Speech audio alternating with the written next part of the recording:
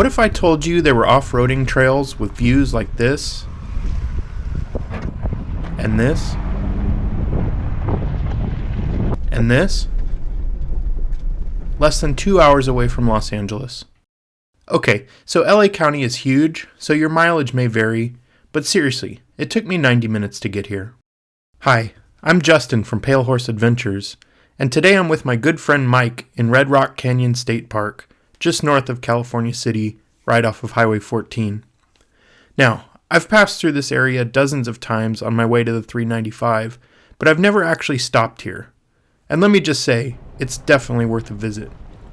Along with many stunning rock formations, the park offers camping, hiking, and some off-roading trails. So let's go check it out.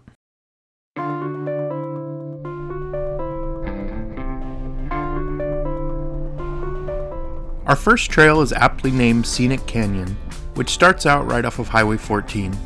Seriously, don't blink or you'll miss the exit. This trail is a very easy 3.5 mile point-to-point trail which can be completed by pretty much any stock SUV. All-wheel drive is likely not needed unless there have been some heavy rains. While you could blast through this trail in under 15 minutes, I'd recommend taking your time and enjoying the beauty of the area. If you're on your way up to Bishop or Mammoth, hitting Scenic Canyon is a quick detour that would allow you to get off pavement for a little bit and take in some nice views.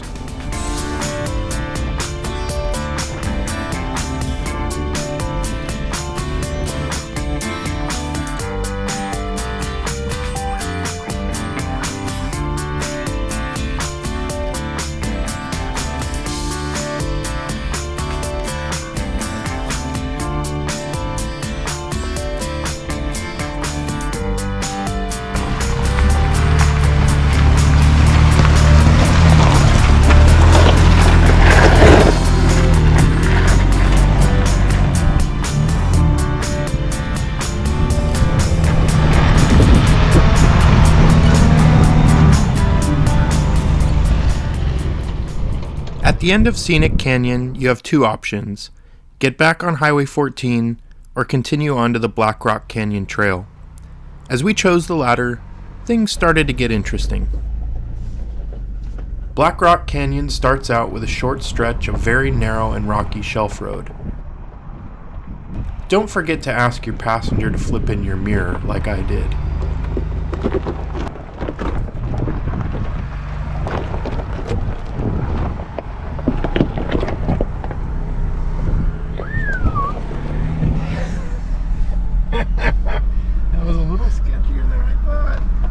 Thankfully, that section is very short, and then the trail opens up. Black Rock Canyon Trail is around 2 miles long and is rated as moderate, mostly due to the narrow section at the beginning of the trail and a few rock obstacles and climbs near the end. The scenery along the way is wonderful.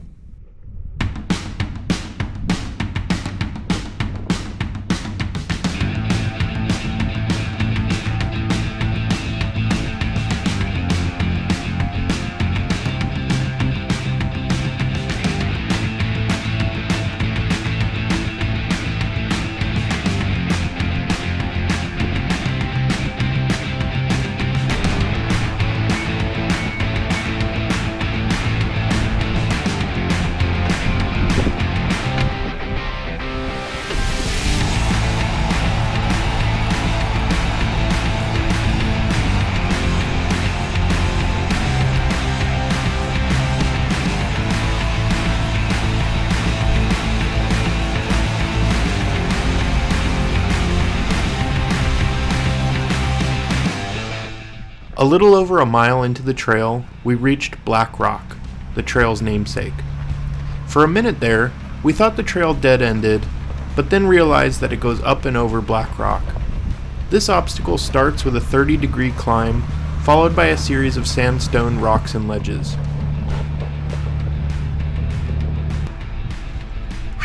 Alright, first part. This portion of the trail definitely requires high clearance and four-wheel drive. Lockers may help. That's it. There's plenty of traction, so just take it easy and choose good lines.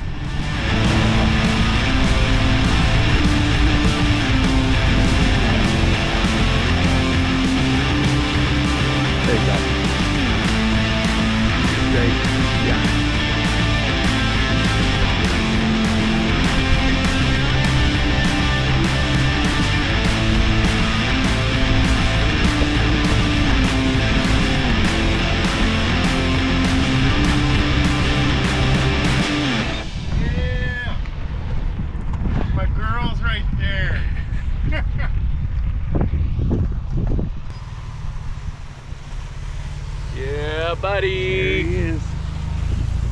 Once we finished Black Rock Canyon, we reached the intersection of Trail 86B. At this point, we switched drivers for a bit as we continued off to the right on our way to the Opal Trail. This part of the trail is pretty easy, with a few mild hill climbs and shelf roads. Throughout our visit in Red Rock Canyon State Park, we were continually impressed by the beauty and serenity of the landscape. This area was once home to the Kauai Sioux people and was used as a trade route for thousands of years. Beginning in the 1860s, prospectors mined the area for gold and other precious stones and minerals. The beautiful scenery combined with the proximity to Hollywood made this area an ideal filming location, and it has been featured in television and movies since the 1930s. Some of the notable projects include Beneath the Planet of the Apes, The Mummy, Zorro Rides Again, Jurassic Park, Westworld, Lost in Space, and The Twilight Zone. It was at this point that we took a small offshoot up to the Nowak Opal Mine, where we found a half dozen or so abandoned trailers and mining equipment. This area was mined for fire opals beginning in the 1940s, and in 1965 it was sold to Leo Nowak, after whom the mine is named. The opals were formed during the last ice age as hot geyser water and silica mud percolated through the pores of volcanic rock. I was not able to find out when the mine was shut down, but it appears to have only been within the last 20 years or so. That's actually kind of a cool trailer. Yeah. There's like a... Alright, is there like broken glass everywhere? Yeah. If you have more information on this mine and when it was closed, we'd love to hear more about it in the comments. We spent a few minutes walking around and imagining what it would have been like to work this mine in such a remote location. By this point, it was midday, and we decided this was a good spot to stop and make some lunch before hopping back on the trail. What are you guys doing?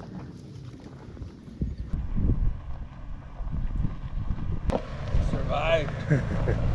That's what you think.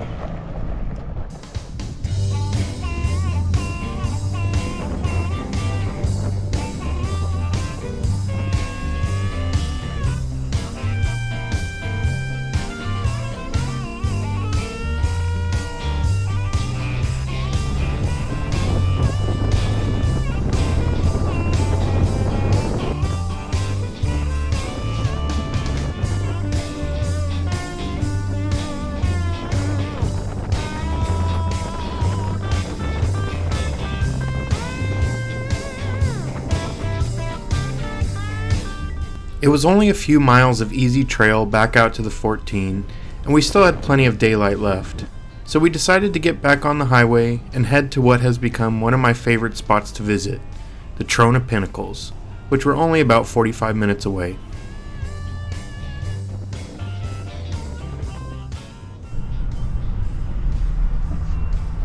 Oh, look at this. What can I get for you? Can I get a vanilla shake? Then can I get blended coffee with mocha? Okay. Dude, score! Score, Bama! Shakes! Thanks. She's getting that blended right now. Does your dog want a treat? Oh, sure. After stopping for milkshakes in Ridgecrest, we were pretty close to the start of the trail, which is at the intersection of Trona Road and Pinnacle Road. From here, the drive to the Pinnacles is roughly 5 miles of well-graded gravel road through the salt flats. This area will always be special to me since it was the first place we took the Bronco off pavement after getting it a little over a year ago. Since then, we've tried to hit the trails at least once a month. If you're enjoying this video, we'd love to have you join us on our past and future adventures, which you can do by clicking the subscribe button. The dogs and I appreciate it, and so does Jessica, who unfortunately didn't make it out on this trip. You been here? Yeah, you've been here. You've been here.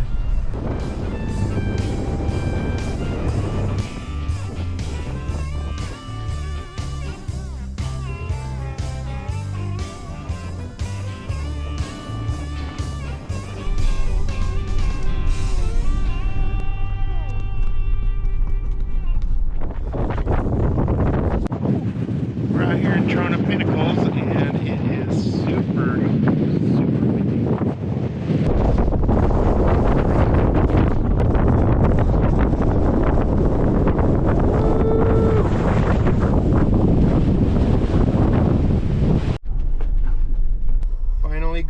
Software update.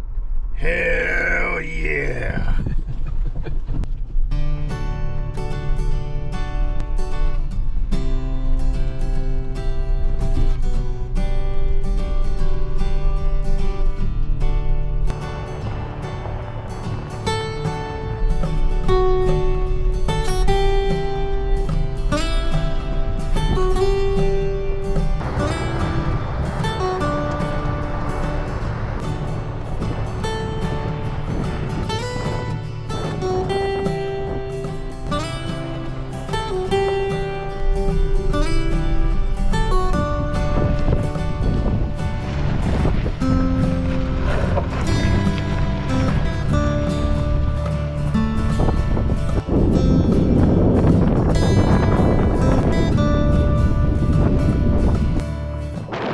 There goes my hat.